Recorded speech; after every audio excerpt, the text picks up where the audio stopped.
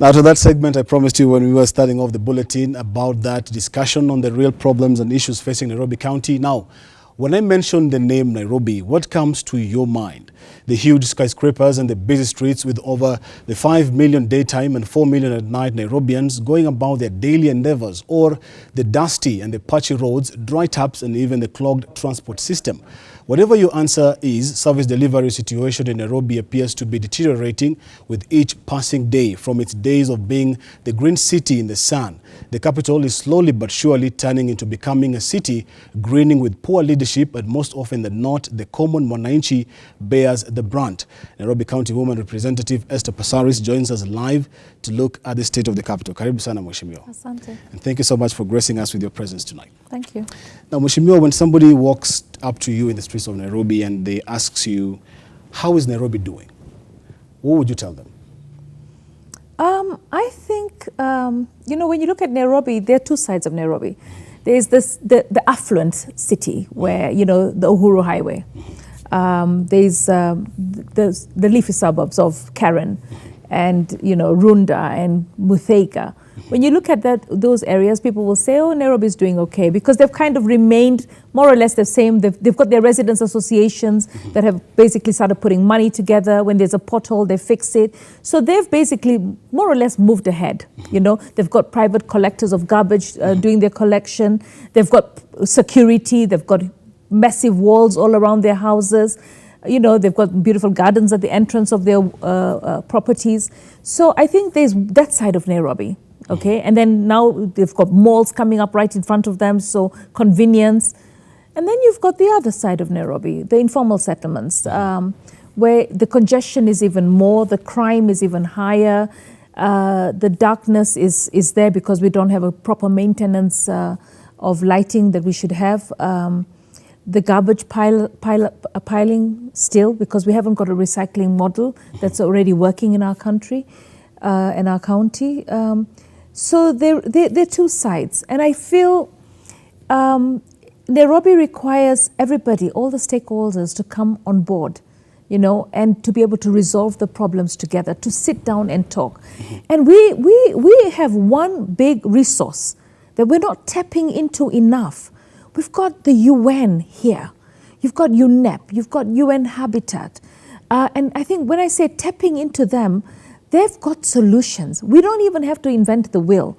They've been doing studies and studies. They can actually guide us on how to decongest Nairobi. All we have to do is bring them on board and be able to get the stakeholders on board and be able to work on things. But Madam Passaris, on a roughly maybe on a scale of 1 to 10, how would you rate Nairobi in terms of the quality of life to its citizens? Look, Nairobi is a capital city that's grown too fast. We didn't prepare. The infrastructure that's coming in from government, so it's like almost everybody was asleep. So everybody woke up one day and decided, wow, we don't have enough roads, we need bypasses. So much has been going on in Nairobi. So for me, I feel, I don't want to be too hard on us, okay, because we've got a new constitution, we've got challenges. The counties had challenges in terms of devolution, you know, of health services. You know, we're in a new dispensation, or it's only 5 or 7 years tested. The problems of Nairobi started way back in the 80s, all right? It didn't start today. And so it's going to take a long time to fix it. And while we're fixing it, we've also got to start thinking about how can we send people back to the rural areas. You know, we've got the food security program. All right, we've got devolution, we've got 47 counties. There's so many people that are living in Nairobi that are not working, all right? So how do we come up with programs that we can actually return people back to the rural areas and only have Nairobi accommodate the people that are actually having gainful employment in the city? Because the rural area, the 47 counties, the 46 counties are actually developing. So I think when we look at Nairobi, we've got to have a global approach. I would say Nairobi is at 5. At 5. At 5. And it's at 5 because there's been a lot of steps taken going forward. All right? And I think we still have a long way to go, but I won't say we're completely badly off. All right, the problems we're dealing with today are because of failures over the last 20 years. When you speak about these failures over the last 20 years, we've seen Nairobi come from the mayoral system, the last mayor being Mayor Ladwa. We saw the first governor of Nairobi in the new constitution, Governor Kidero, and now Governor Mike Sonko. But one thing that has remained consistent, Madam Passaris, is the challenges that have to deal with Nairobi. Now, my question to you would be, is it that we are aiming at the wrong problem? We are not solving the right problems, as it were, because despite the changes in regimes in the leadership of Nairobi County, we still have the same problems. We have water problems, we have garbage problems, we have mugging problems in Nairobi County. So is it that we are treating the wrong symptom? You see, okay, in any capital city, including the UK, I mean, I had a friend who was in Rome and she was mugged. Okay, so mugging in a capital city will happen. The question is the response. All right, we've talked about a metropolitan police. I've seen that we have actually empowered the Nairobi County the county officers, the ones the ones who, you know, who everybody saw them as people that were harassing them. They've now been given duties to do. They manage traffic, and I think it's a good thing. But we need to actually look at Nairobi as a whole, and I think central government should actually help Nairobi. I think there is a way that we should help Nairobi, because this is the capital city. So I feel that we shouldn't look at it's your responsibility, it's my responsibility, it's our responsibility. I'm the woman representative. I live in Nairobi. I represent the citizens of Nairobi, so I'm concerned. And that's why you find that a lot of Nairobi functions, right, Nairobi County functions, I attend, right, because I want to be involved, okay? So if you're looking at the water shortage, all right, right now, it requires a lot of work. We've got donor partners that are willing to help us out. The question is, I think sometimes our response to the solutions is slow. All right, and I don't understand what is the motivation. Is it because there's no deal to make there? All right, so I feel that we have solutions. We have the World Bank, we have the UN Habitat, we have UNEP. We've got a lot of players that want to help Nairobi, including private sector. The question is now the mechanism where you have an open door, you listen to ideas, you implement. And I've seen that. It's not about passing the buck and saying it's your responsibility, you're failing. If Nairobi fails, we're all failing. Okay. Yeah. But I understand that also you were running for governor.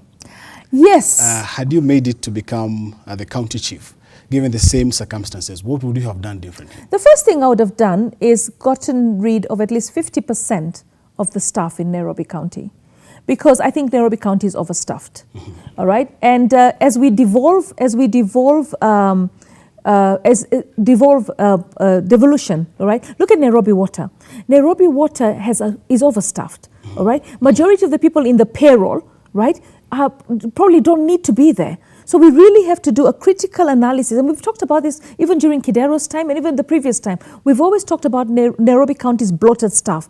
And the thing is, it's the leaders. The leaders are always looking to put their relatives or their friends or into the county. The question is, if 50, 60% of your revenue is going to pay your salaries, then you don't have much more to do other things. And you know, when I heard the governor saying that the beautification is done with his private money, I mean, for me, he should have a budget for beautification from the Nairobi County. But maybe he finds that, you know what, there is really not enough money to do anything else after the payroll. So I honestly believe that we should engage with our partners, engage with government, and first of all, look at who is who. Do we have ghost workers? And everybody, do we have performance contracts? Is everybody that's employed in the county needed? I was listening to that story by our reporter Jeff Haim about the senator, the governor, Mike Sonko, appeared before the Senate committee yesterday, and he said that what Nairobi needs is more of a radical approach, not a corporate way of handling things. I don't know if you hold the same sentiment. Of course, we're not here to bash the governor because he doesn't have the right of reply as of yet, but what do you think about those sentiments? Look, I mean, the governor, I think, he's got the heart of Nairobi. I mean, he cares for Nairobi and he wants the best. And I can see he's got consistency. I mean, he started the cleanup. Believe you me, when we used to go for campaigns and we used to stand up on the cars and ask for votes, there was garbage piles everywhere. I think we still have garbage piles, but at least he's sensitizing people on the need to actually participate in cleanup. So now we need dustbins, we need recycling plants, we need penalties in case you litter, because I still see people throwing things on the car, out of the cars. So even when you look at what he did yesterday, I mean, a few months ago, I think he said on Wednesdays there will be no cars coming into Nairobi. In every city, you have situations where there's a lot of cars, where people say odd numbers today, even numbers tomorrow. All right. We've talked about the matatus. We've talked about the border. All of them are needed. But I think we need to get them, now that they're organized, the borders are organized, the matatus are organized, we can't all come into the city, all right? We have to have a situation where even they regulate themselves. So they agree with their members that Monday, Tuesday it's you, Wednesday, Thursday it's you. They have to do it because, to be quite honest, we can't afford to have all that transport in here. But also there's a key issue here. If you looked at yesterday, right, the pedestrians, all right? The pedestrians that flooded the streets because the public transport was removed shows you that Nairobi has got a lot of people that move that we don't see on the streets. Now the question is, if we actually had good pedestrian lanes, good cycling lanes, all right, and you know, even when you have the pedestrian lanes, you'll also be able to have wheelchair-friendly lanes. I have a feeling that a lot more Kenyans would walk. Because I understood when the governor said it's 2 kilometers. There are those who would actually prefer to walk. If you look at Rwanda actually has a place where everybody drops off and walks, all right? So I think the thinking was all right, but the question is, I think Nairobians are not ready for that drastic change. Maybe we started off with 1 or 2 streets and we make sure that the street actually can accommodate the human traffic, because yesterday, majority of the people were walking on the roads, all right?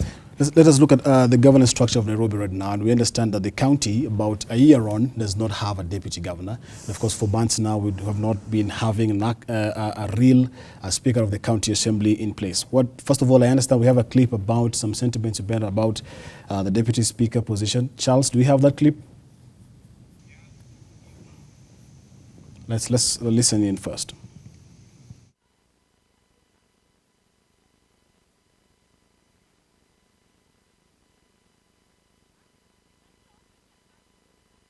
Takataka si wajio ni governor, na nimemwambia naweza kuwa acting governor, deputy. Niwafanyie kazi hiyo pia. Sasa mimi nataka kutendeza kitu inaitwa home, safe house, ili wamama wanaweza kwenda. Lakini wajua ardhi imekuwa ngumu sana. And another thing that is of concern to me is, again, we're back to detained patients. We have a precedent ruling that says no patient should be detained. Let us first talk about the deputy governor position. And we've been without a deputy governor for a year now. My question to you, Madam Passaris, tonight would be, if we have had a county without a deputy for a year, and we've not seen services, the county grinding to a halt, do we need deputy governors in the first place? I think we need deputy governors because should something happen to the governor, should he be unwell, should he die in office, then you have a vacuum, all right? So you need, the structures of the constitution allow that you have a deputy governor. But I think the biggest problem has been that the deputy governor's functions have not been clearly defined. If I were to have a say on how we should structure the governors, you've got 10 ministries. Some of the ministries are too many, okay? The responsibilities of the 10 ministries are too wide. You cannot have one minister that does all that. You've devolved the services. I think we should have about 15 ministries within the county, all right, or 20, so that you actually separate them into various departments, because you have one guy dealing with too much, all right? The portfolio is too wide. And the deputy governor should be given maybe 40% of the ministries to run. So we see what he's running, and then the key ones, you know, almost like the way Uhuru and the deputy president shared the ministries. It wasn't even in the law, but when they came in and they won their first term, it was very clearly divided that you will have these ministries, I will have these ministries. And I feel that that's what needs to be done in the counties. The deputy governors need to be given more roles. And you don't see in any of the counties, you don't see the deputy governor. So I feel that the deputy governor, I don't think that Nairobi is missing one per se, in the sense that, there's a key role, because it's not defined in the constitution. Finally, as we end up, Madam Esther Passaris, you understand that we have had over the past week the 2/3 gender debate. Now, nominated member Sankok has come up with a new bill that he wants to scrap the whole 2/3 gender bill in totality. That is number one. Number two, as we wind up, We are also facing a looming scandal in the health sector where we're seeing equipment that were leased to the counties that some of them are not working, some of them are not had been picked up.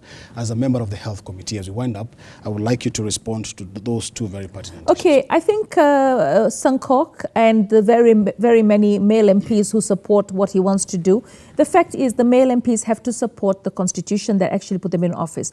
The constitution is what we already put in place with the referendum. It's our constitution. It's what we're governed by. You cannot take half of it and leave half of it. So here we are. We've got the 48 amendments that needed to be done was on the 2/3 gender bill. To actually say that we want to remove it and scrap it all together and vote to remove it, you cannot remove a law that you haven't even tested. All right. So I feel that it's premature, and I really hope that when we open, we will pass the 2/3 gender bill. It's not about women, it's about gender, it's about representation. And if we don't, I really hope that Justice Maraga sends us home, because we have to respect the Constitution, because that is what we said, that is how we said we want to be governed. Yeah. Well, and when it comes to the health equipment. the health, okay, mess is a mess. Okay, mess has been a big mess. I think we overcommitted a lot of money into buying equipment, just like we bought the containers, all right, which was sitting in Mauritania. Now I hear they've been vandalized and we still can't move them. I think when we were putting in all that money, we didn't have to go all out and just buy equipment. In some hospitals, it has worked and it has provided good service, but in other hospitals, you didn't have electricity, you didn't have trained staff. So we overinvested. I think we were thinking more of making a big deal in terms of buying equipment. And the idea was noble, but I think we overstretched the resources of government and we neglected another few areas. Well, Mr. Passaris, thank you very much. For the interest of time, I'm afraid we have to end it right there, but we're going to invite you for more interviews. At this particular point in time, we want to go to the business segment after this ID.